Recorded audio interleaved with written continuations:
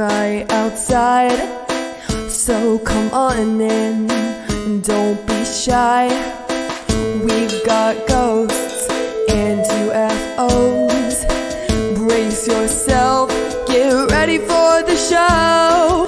Don't be afraid of the dark, the fun's about to start. Nightmares or tales will inspire. Oh, tonight at the Scaredy Campfire.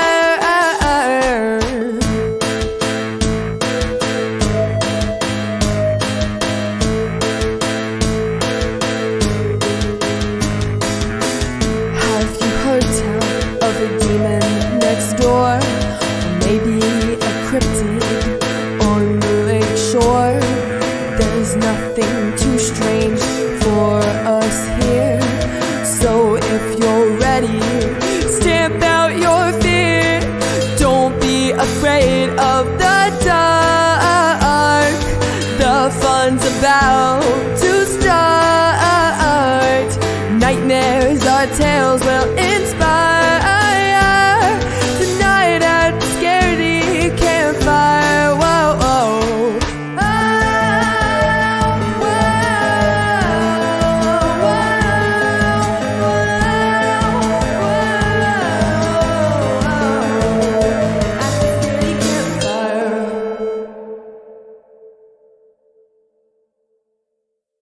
Welcome back, campers, to episode 57 of the Scaredy Campfires. Tonight's story rises from the places we avoid: attics, basements, forgotten corners where the air hangs heavy. Those spaces remember more than they reveal, and sometimes they reveal more than you're ready for. Tonight's first story comes from Reddit user u/popcornowen, who faced more than just teenage stress and family struggles. They encountered something unsettling, a haunting presence tied deeply to their family's past. What started as faint noises and a chilling sighting in the dark grew into a series of strange moments that refuse easy explanation. It happened to me when I was 15 and has stuck with me ever since. As a kid, I had a few brief supernatural experiences that I always passed off as paranoia or hallucinations. Sometimes I would see things out of the corner of my eye or feel something brush against the back of my shoulder, but it never fully convinced me of anything paranormal. After my parents divorced, my dad moved into a small apartment complex, and my mom moved in with her new boyfriend and his children. We all got along very well, but as we grew older, we drifted apart. But before I continue, I need to provide some context. My mom was in the army before I was born, and luckily she survived with no serious injuries. Since then, she has continued supporting the military through donations and events. It was a huge part of her life, and I think some of her dedication came from wanting to honor her father. Her father, my grandpa Charles, enlisted in the army when my mom was 17 and died in war. I never met him, and I don't know much about him, but I doubt that matters for the story. About 3 years after the move, I was entering my freshman year of high school and in a really bad place mentally. The homework was overwhelming, and my family fights had left me tense and drained. One Friday night, I was staying up late watching movies and eating junk food. It was just before 2 a.m. when I got thirsty.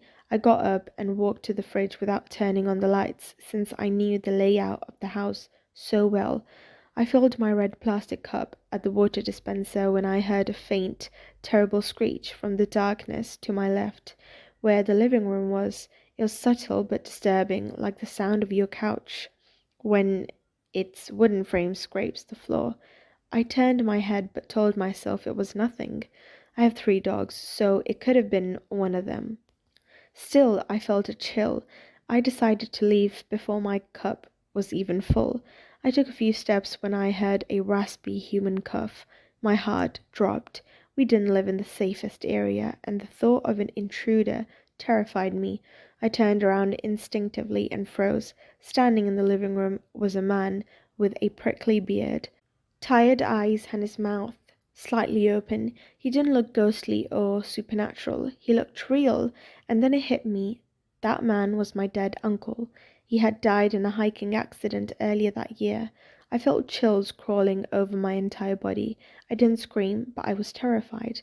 After that, everything gets a little hazy. I remember walking back to my room quickly and locking the door. I tried to watch more movies, but I stayed awake all night shaken. I told very few people what I saw, and they all suggested it was just lighting tricks on my imagination. I forgot about the incident until a few weeks ago when I went to a dinner with my mum. I'm in my early 20s now. We were eating and chatting when a man walked past us. He had a camo jacket with a veteran badge pinned to his shirt. My mum said, "Thank you for your service," and he smiled and nodded as he passed. She turned to me with tears in her eyes and said he was her father. She didn't say he looked like him. She said it was him. She was overwhelmed, and we left the diner quietly. At home, she tried to find a photo of her father, but there were none clear enough to show me. I can't say if it was a coincidence, but it felt eerie. Then, just this morning, something happened that cemented my unease. I was making breakfast when I heard it again, a faint chilling screech right behind me. I turned around and saw nothing. Some may say it's just a strange coincidence. I wish I could believe that, but I have a feeling it's something more, something I can't explain. Whether it's the restless spirit of a lost loved one, a trick of a memory and coincidence, or something beyond understanding, these moments linger in the shadows of their home, the faint screeches, the sudden visits, and the overwhelming feeling that someone watches. It's a haunting that stays just at the edge of knowing. For you slash Popcorn Owen and their family, the past isn't quite finished with them yet. Tonight's second story comes from Reddit user u/alphamale201, who's been haunted not by one, but a series of chilling encounters throughout their youth, from eerie footsteps and cold touches to inexplicable moving objects. These strange occurrences left a lasting impression and raised questions about why and why only to them. Hey everyone, this is just me ranting. I live in the UK and weird stuff happened to me when I was younger, and I would like to get someone's perspective on it. Sorry if the post is long, or if it seems like I'm rambling. I just wanted to explain everything fully. 4 different occurrences happened to me when I was younger, and I will outline them below. For those who say these are fake, I can assure you they really did happen. I would like to see what these actually mean, because it still baffles me as to why they happened and why only to me. This is when I was in year 10. I was playing a game on my phone late at night. It was about 1 a.m. UK time when I decided to stop playing and go to sleep. Not long after putting my phone down and turning away from the hallway light, I suddenly hear rapid running sounds. I turned to see what was going on, but there was nothing in the hallway, and yet I could hear running sounds like someone was going up and down the stairs. After a little while, I hear a little girl call out my name, just my first name. The air in the room gets cold and I feel a chill down my spine. I turn around and hope nothing bad happens.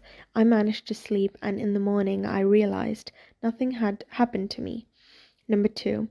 This was in the first year of my A levels.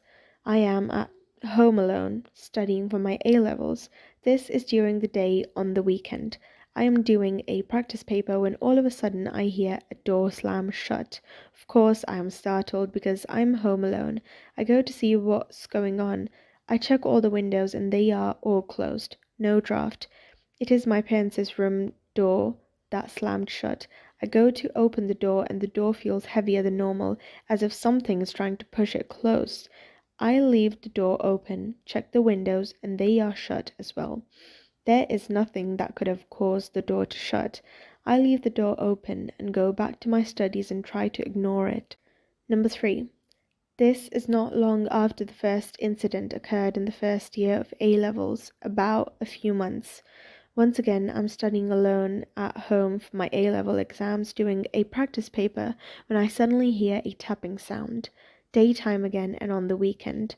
The sound made when someone presses the space button on the keyboard. I should mention that we had a QWERTY keyboard. I hear that it won't stop, so I go to see what is going on. To my surprise, I can see in the parents' bedroom, where the computer is kept, that the space button on the keyboard is moving up and down. However, no one is there to make it happen. It is just happening right in front of my eyes. I move my hand slowly towards the chair next to the table, and the air goes cold. I slowly back away without turning my back and leave my parents' room. I go back to my studies and try to ignore the sound, and after a while it stops. I should also mention that all the windows are closed again, so no draft. Otherwise, the whole house would be cold. Number 4. This one is after I moved from the house I grew up in, so new home. I'm talking to a Facebook friend. It's 4 a.m. Out of nowhere, I feel two cold hands grasp my ankles. I start to panic because I'm freaking out. I tell my friend what's going on, and she's telling me to calm down. However, I can't calm down because I'm really scared. Out of nowhere, the cold hands start to move up my leg towards my knee slowly. Now I'm fully panicking and my heart is racing. My bedroom door is closed and my window is also closed. The light in my room is also off. The only light is coming from my laptop. I'm hoping that this ends soon, and it does. The cold hands let go and I begin to calm down. I spend a little time talking to my friend before going to sleep and hoping to forget the whole thing. After this, there have been no more occurrences of strange things happening to me. I don't know why these 4 things have happened and why only to me. I just wish someone could explain what these things mean and why only to me. Sorry for the long post and rambling. Whether these events were manifestations of unseen spirits, residual energy, or something psychological, their impact was undeniably real. For you/Alpha Male 201, the sudden cold air, mysterious sounds, and that terrifying grip at 4 a.m. still puzzle and unsettle, reminding us that sometimes the unknown reaches out in ways we least expect, and sometimes it chooses its own audience. And that wraps up episode 57, campers. If something stares in a place you've long ignored, don't go investigating. Some forgotten things prefer the dark, and they don't enjoy company. Until next time, keep your fire burning and your doors shut.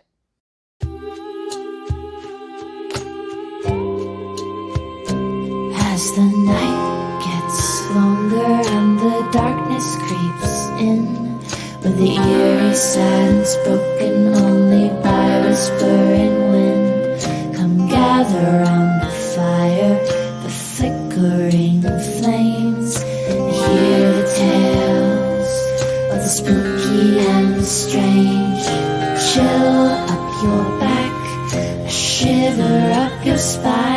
You'll be haunted by the things that you find. Legends will unfold and stories will be told at the Scaredy Campfire. For only